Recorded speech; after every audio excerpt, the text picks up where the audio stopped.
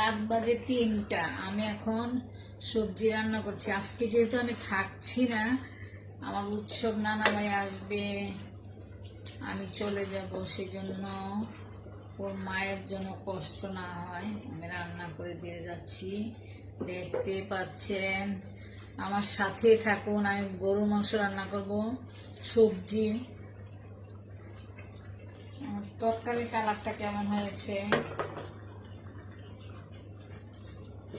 ফুলকপি, পেঁয়াজ পাতা, টমেটো, আলু, কোনো মশলা ছাড়া, শুধু পেঁয়াজ রসুন, হালকা একটু হলুদ দিয়েছি, কাঁচামরিচ, ধনে পাতা। কোনো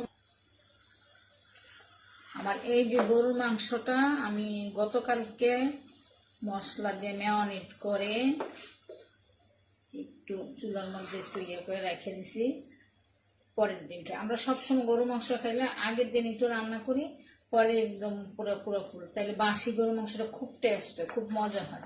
আপনারা খেয়ে দেখবেন একবার, বাসি গরু মাংস খুব মজা। আমরা সবসময় আগের দিন গরু মাংস আনি, পরের দিন খাই। এই যে দেখতে পাচ্ছেন, আমরা মশলা কম খাই, তৈল কম খাই।